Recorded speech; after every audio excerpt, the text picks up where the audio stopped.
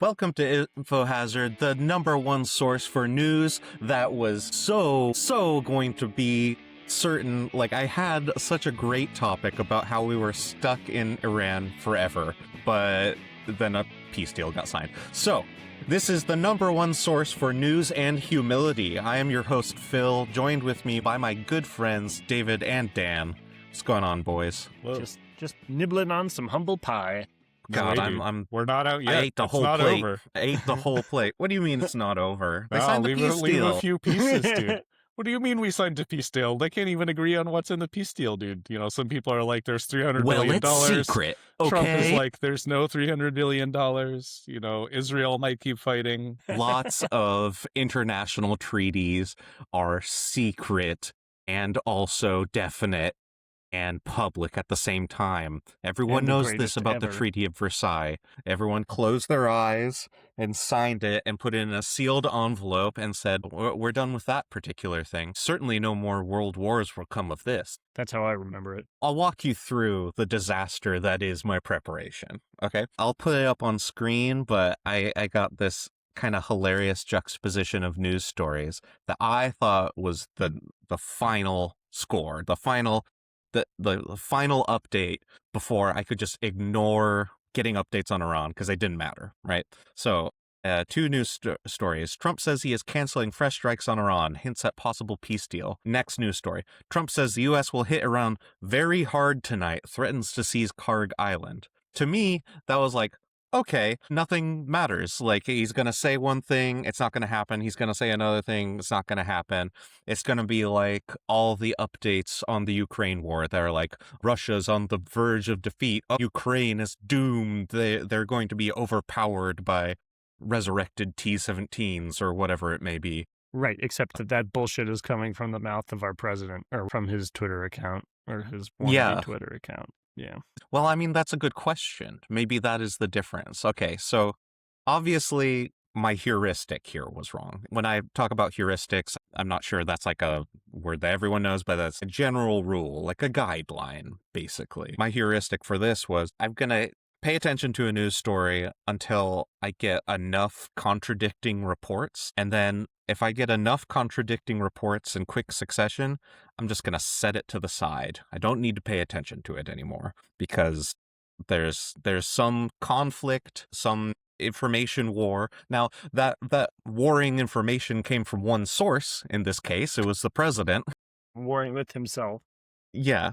But Yeah. like the facts are not clear, so we're just gonna set that aside. Don't have to pay attention to it for a while. Well, I think that, it's interesting. Usually facts, reporting on things that have happened, tends to not be quite so contradictory. I think if you're getting lots and lots of contradictions, that kind of indicates that you're looking at speculation, right? Or people talking about what they're gonna do, or which might be another certainly. heuristic of news to not pay attention to because nobody knows what the fuck's gonna happen.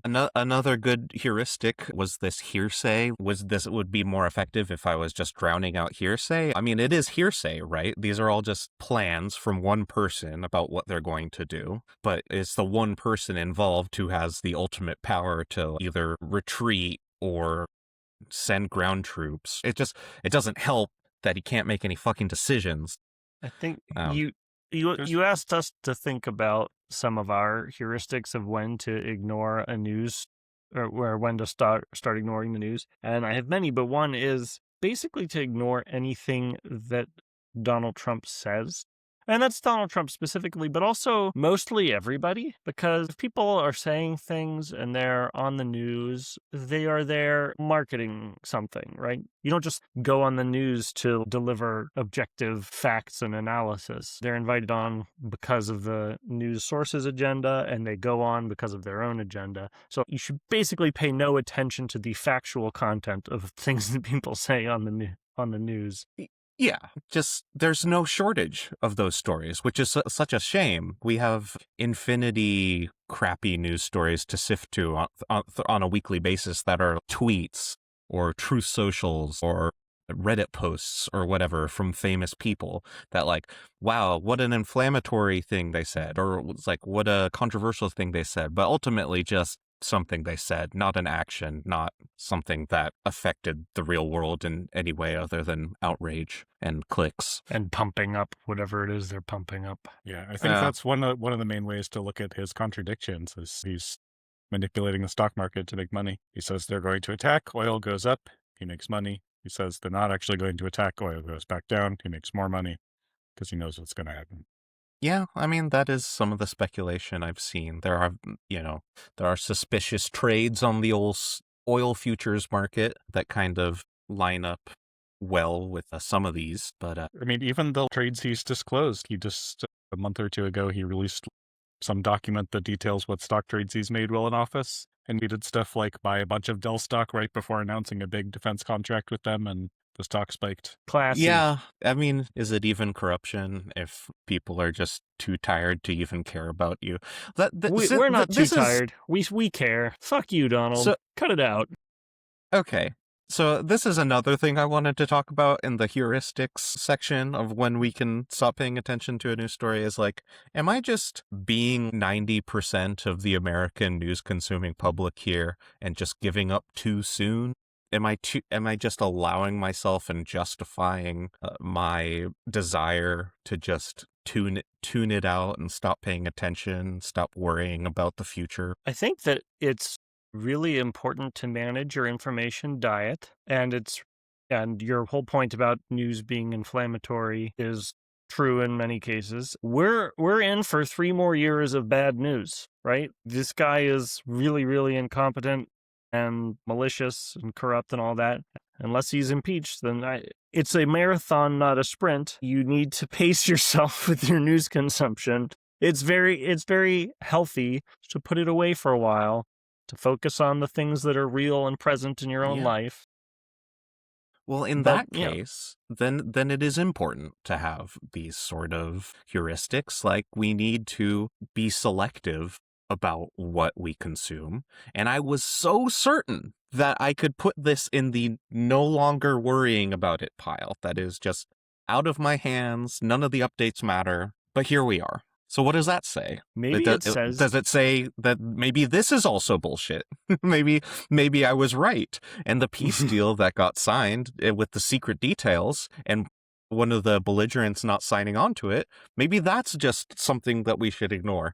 And this whole conversation has been moot. And I should have finished my research, and I should have talked about how we're never getting out of Iran. It could be. I mean, by the time this video gets out, everyone will be like, what are they talking about? Like, we're totally stuck in a permanent boondoggle over there. I'm gonna start editing, and then I'm gonna read something. It's gonna be like, well, forget it. Just not release my part of the episode or whatever. Yeah, I don't know. I think that part of what it says, a lot of our economy works off of manipulating people's attention, right?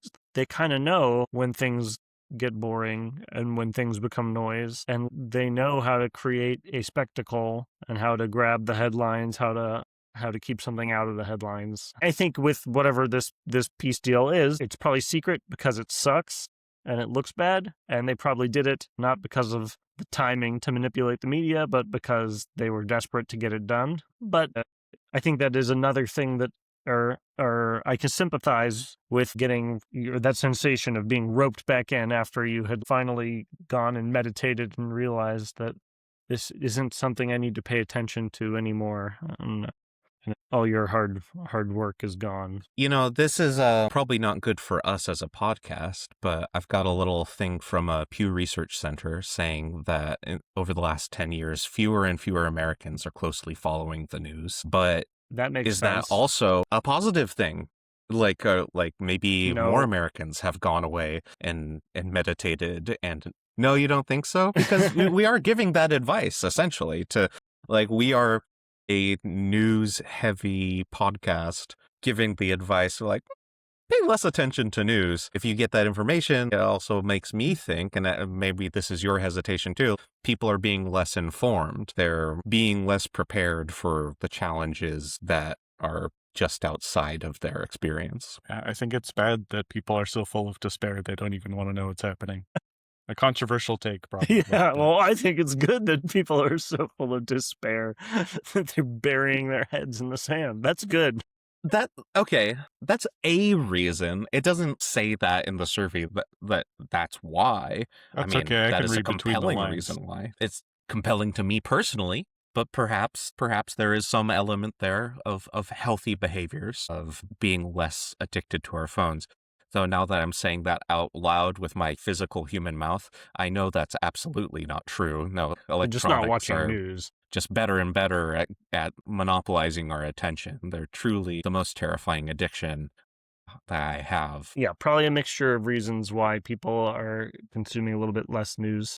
And yeah, probably the despair and avoiding the bad news is part of it, or just a growing feeling of powerlessness. It's tough, Phil. I feel you. I think part of what we're doing here is trying to and condense the news. Look, I think it's our responsibility to be informed. I think a lot of people are really, really poorly informed in terms of just any knowledge of anything that's going on. But also, yeah, you have to simultaneously manage the diet. Look at you on ground news. Good boy. Trying to get a diversity of opinions. And if you encounter a topic and you're like, you know what? The news has become noise, then yeah, turn that shit off. We'll check in a month, We'll see whether we're still in Iran. Yeah, I have a Mark it on your secondary calendar. fear about this conversation that this kind of ingrained in me in college when I was in a philosophy club. That is, this conversation has become philosophical and is therefore irresolvable and is therefore maybe not worth talking about anymore. So for this section, no, I don't know. I mean, it is just a personal thing. Like, I'm curious if the audience has any input on when they personally call it quits on a particular news story. I don't think there's ultimately a correct answer to this. It's just a balance of your mental health and your imperfect ability to predict the future, like I so devastatingly failed to do this particular week. What news stories are you ignoring? Okay, I'm going to talk about SpaceX and a couple angles on why SpaceX sucks. Dude, it's like a 360. What's the spherical equivalent of a 360 of a ball? I don't know. There's no. It's a ball. Yeah, it's just an infinity of angles as to why they suck. A vortex of suck. Okay, well, a vortex of suckitude. All right. Well, I thought of a couple reasons. Thought I'd put my finger on one thing that bugs me most of all. Okay, so I'm kind of curious how badly you guys were freaked out about this. So, okay, for our listeners who have been living under a rock, SpaceX IPO'd. Saw a few videos about them, and I've been paying attention to them over the years. I was aware that they had bought up Twitter and XAI. Some of Elon's other companies are all under this umbrella. Starlink They bought another company today, dude. That makes sense. Yeah, they bought Cursor, which is a coding AI startup. Okay, yeah, right, I didn't know that. I knew they had an option to buy Cursor. Well, yeah, Cursor is actually a pretty sweet product, so that makes sense. Man, do you wanna hear a fun little detour, just real quick? Yes. So Sam Bankman-Fried, remember this guy, SBF?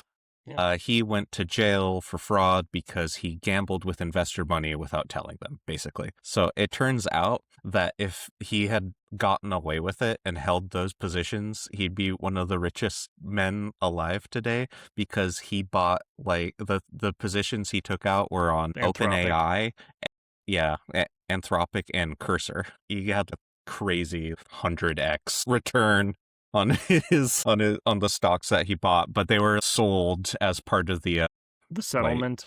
The settlement. Him paying back. Oh man, he was just too much of a genius for us unworthy humans. Yeah, the Justice Department had paper hands. They should have hodled. They have lots of very interesting things. Obviously, the rockets that go up and come back down and don't go boom. Like, that's pretty cool. Only occasionally explode. Right. They explode more than NASA's rockets did. Let's see. So I was sort of freaking out because the IPO price is insane. It's over 100 times revenue. They're being valued at 100 times revenue, which is not how you value a large company. But it it's an is Elon company, typical. dude. It's like Tesla. Is No, I is mean that not Tesla's typical for like another company? Like what was the last I think the last biggest IPO before this was completely dwarfed by this IPO. So it's kind right. of like The hard to say. the previous Like the biggest one was Saudi so, Aramco, yeah, right? like the Which is like sovereign wealth fund of a giant the oil company. company, yeah, the general company for Saudi Arabia like Right, a was giant oil some company. fraction of this IPO. It's hard to say that there's precedent. If you think about buying stock, if you think about it like, well, I'm going to find some idiot to buy it for more money later, then maybe you're fine. If you think about it like, I'm buying a piece of this company and I am entitled to a share of its profits over time, this is like a really stupid deal. For a few reasons. One, just like the multiple doesn't make sense that way. It's like, okay, it would only pay off if the company grows to larger than the size of the US GDP, which is what they claim their addressable market is, which is fucking absurd. And then there's also, you don't have the normal shareholder rights of suing and voting. Those rights are diluted. So Yeah. there's all that. Yeah, And your shares, like you could buy into a company because you believe in it and you feel like you have some input onto the decisions that company makes. That was the model for public companies, but it is increasingly going the way of the dinosaur because of super shares that these new companies have, where their votes count a million times more than all the regular shareholders.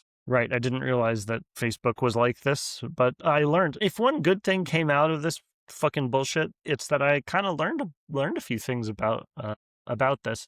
Because okay, the other thing that I learned about was that several major indexes were considering rule changes to admit SpaceX into their ranks quickly, more quickly than usual, and that pissed me off because I'm an index fund investor. Like I have my money in index funds, like my retirement. So it makes me very angry that my retirement, that the richest man on earth, our first trillionaire, is basically, and what the IPO is, he's selling a small stake in his company for trying to raise like $80 billion to pay off his debts from buying Twitter, right? It's to fund his AI money burning company that's a subsidiary of this. So Right, that but that's pisses like me off yeah, that my yeah. retirement money is going to an overpriced speculative asset to pay off Elon, the richest man in the world's debts from his propaganda purchase. That pisses me off. The thing is, like, this company is so freaking big now because of this IPO that even if it weren't admitted to this, like the index fund, I think, like at all, I think if this company goes belly up, like it's taking the whole economy down with it, dude. Like it's crazy. Do you want to discuss counterpoints, or you just want to rant for a bit? I definitely don't just want to rant, but I did have one thing I was going to say that I learned about this, which was I did get slightly less freaked out as I learned a little bit more about how the index inclusion is going to work, particularly that the S&P 500 did not change their rules to Right, give yeah. special favor to him, and well, the main U.S. indexes I'm in track the S&P 500. So, there should be some time for either me to figure out an alternative or for the price to settle at something more reasonable. So, yeah. Anyway, so less freaked out about it. Yeah, Danny, what were you going to say? No, I was just going to bring up some of the counterpoints. Maybe it's not overvalued, dude. Just think about it. If you take the price of gold and you look at how much gold is in space, dude, there's a lot of gold in space, dude. He's just going to bring all the gold back. He's going to have all the gold. It's going to pay off, dude. But yeah, just like the sum total of gold in the universe. Yeah. We'll just take a rocket out. No, dude, bring it back. Even one asteroid is like more gold than we've dug out of the Earth so far, if you get the right asteroid, right? Right. I mean, probably the value of gold would go down in that event. And yeah, I mean, no, surely not, David. No.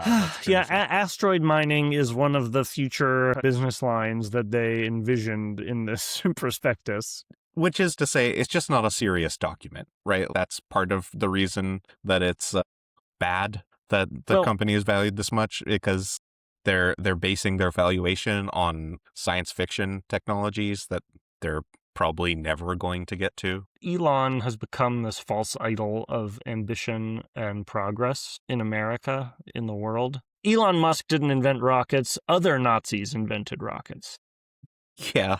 This is Werner von Braun erasure. Most of it, all his electric cars. Elon Musk didn't have the idea to have electric cars, right? We really shouldn't be cutting NASA, right?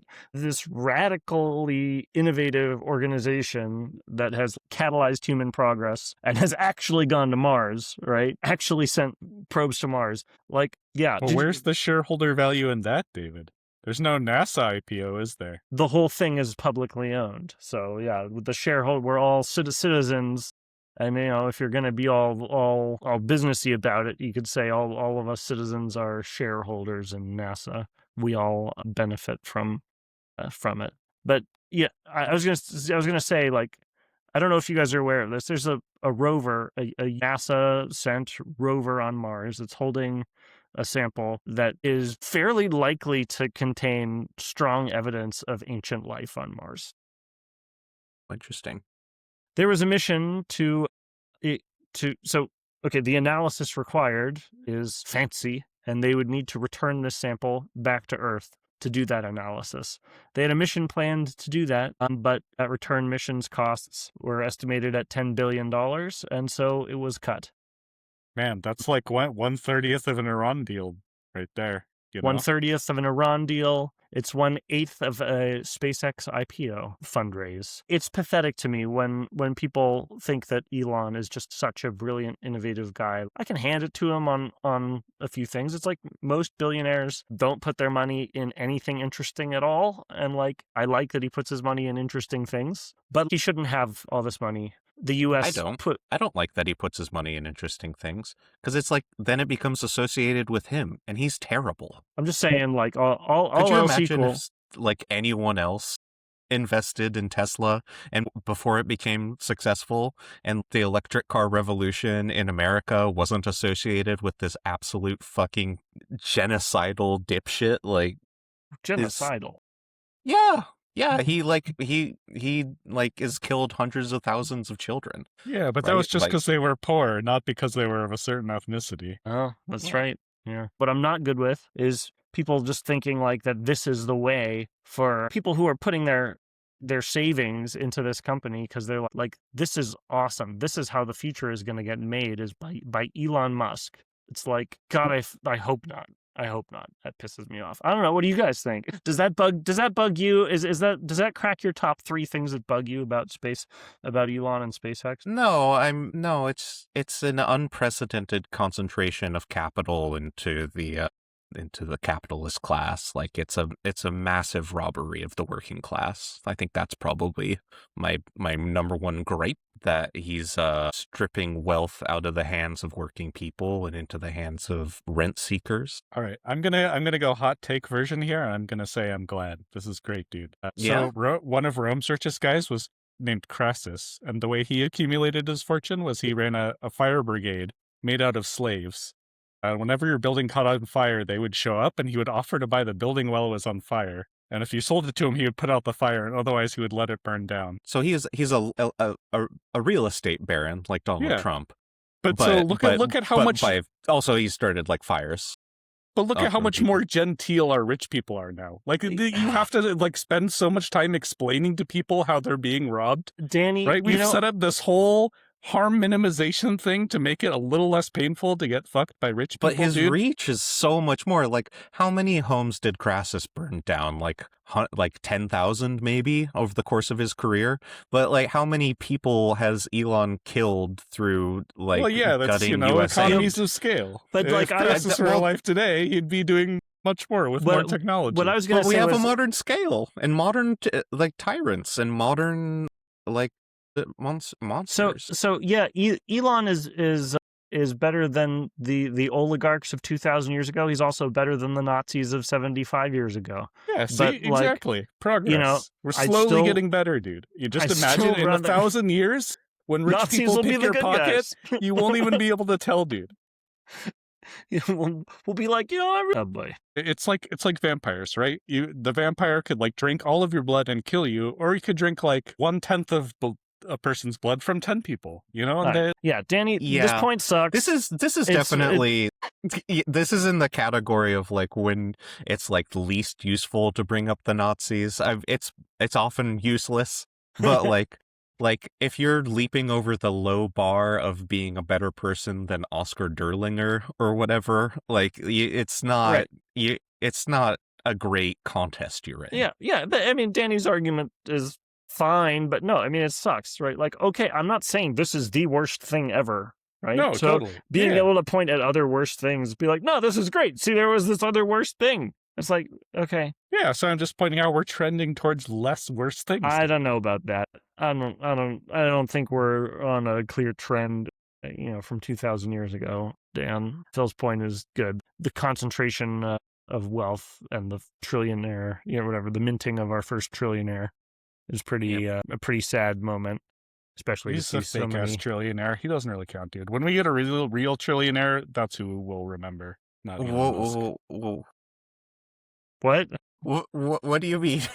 Well, because he's because the way they're calculating that he's a trillionaire, right, is like because of his holdings in a company that's valued that much. Is if you take the 1% of the company that's been sold and you multiply that out over the whole value of the whole company, right? Like it wouldn't actually hold up if he sold all the stock. Right, just because, right? I would imagine if I had $1 trillion of stuff, I wouldn't be able to liquidate it all on a dime either. But this is like even faker than the normal paper value, right? Because like normally, like it's the propped stock, up by him. The not company is selling sold like 100% of the stock that they're going to sell. All right, what essentially Danny is hoping to do is to resurrect Mansa Musa and value his gold holdings in modern dollars, and then he'll be satisfied with the first modern trillionaire. I mean, hey, he was a much more impressive rich guy than Elon Musk, dude. Elon Musk has crashed 0 economies. Well, yes. Who knows? But he's working on it. By the time this video comes out, oh man. All right, well then I'll save my chat about how all this money being allocated to AI is a gross misallocation, malinvestment that's really selling short the next generation. Yeah, fiat lux. All right, there's light now. Let there be so light. I just wanted to briefly discuss sort of a classic Donald Trump story moment going on. As even a casual observer of the news may be aware, Donald Trump is very concerned with election security, constantly saying that elections have been stolen. Is he still stopping the steal? Even as recently as with the California gubernatorial election, he said they stole that. Right. It's pretty inconceivable that a Democrat would win a gubernatorial election in California, I guess. Yeah. So anyway, there's a whole bunch of things that the Department of Justice normally does for elections to help secure them. And this time, for the upcoming midterms, they are not actually doing that. They fired most of the lawyers in the public integrity section. They currently have no director of the election crimes branch. They're not going to have a command center to monitor and address emergencies that pop up around election day. And so basically, he's just not actually doing anything to protect the elections. So he was lying the whole time. That's not true. That's not true. He's actively trying to steal elections. He's not just ignoring election security. He's setting in place the conditions to steal elections, and then yelling at other people that they're stealing elections to draw, to pre-game the sort of like, oh, the Democrats stole the election, to sow doubt on future elections. And he's been doing it for years. Plus, I want to point out that for the 2020 election, he was the guy in charge of election security. So if you're in charge of election security and someone steals the election from you, that's like a sign that you're not good enough to be in charge anyway, I feel like. What do you guys think? This conversation, I feel like we've had this conversation, but it just drives me nuts because it's like people are so fucking stupid if they can't realize that he's just a fucking liar.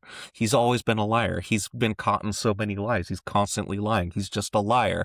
He's a lying liar who lies. Yeah, but they're all liars, so it's basically just the same, right, Phil? But particularly he's a con man. He's a convicted con man. He's a felon. He's the reason he is a felon is for fraud. He is a fraudster who has been caught in many frauds. He is currently running many frauds. He is currently extracting huge sums of money from the U.S. government through fraud. I've gone back and forth on this with the election. I thought for sure in 2020 that he knew. I gave basically no credence to the idea that he was actually just deluded and that he actually did kind of think that he had won and was just unwilling to accept the possibility that he hadn't won. My dial has gone a little bit back towards deluded because he's shown himself to be an idiot in situation after situation. And also he has this long history of whenever he doesn't win things, denying that it's possible. The Apprentice didn't win an Emmy or whatever the award for that. And he's like, it was rigged. And no, it's a strategy. It's always deny, never concede. It's been his strategy in business as long as he's been an adult in the world. It's something he learned very early on in his career. He's been consistent with it. He's just been openly admitting to being a huge liar the whole time, and it's absolutely insane to think that he would be doing anything else. He's an old man. He's stuck in his ways. He'll always be a liar. There's just no reason to think that he would ever be telling the truth in any situation. Oh yeah, I'm not saying he's telling the truth, but yeah, go ahead. What if he has a massive stroke and the part of his brain that allows him to tell lies is destroyed? God. You said he could never change his ways, dude. But, That would be just... Well, look at John Fetterman, right? He completely changed after a stroke. Part of it is that, he seems fairly stupid, and I think to lie with such determination and consistency in a way, it's you almost have to think him like some kind of evil genius, and I don't think he's remotely a genius. I don't think it's a genius. I think it's a fairly simple model, that he doesn't deviate from. All right, well, do we have any concluding thoughts here? I have a quiz question for you guys. In California, can you register as a voter with a gym card as your ID? If your name's Jim. All right, but what if your name is not Jim, but you are a member of a gym and they gave you a photo ID? I'm gonna guess no. I'll guess yes, because it's a photo ID. The answer is yes. Right. Does that happen a lot? Is that you can register with just that? You don't need anything else? I think you also need, what is it, a utility bill or some piece of mail to you at the address that you're saying that you're registered at. I think it's that. But yeah, you don't need a government-issued ID but it's kind of interesting that, yeah, I mean, well, it does feel requiring a voter lax. ID is yet another thing that racists ruin. Mm-hmm. That's true. And if you have anything else you want to say that racists have ruined, leave a comment. That's been another thrill-a-minute episode of Info Hazard.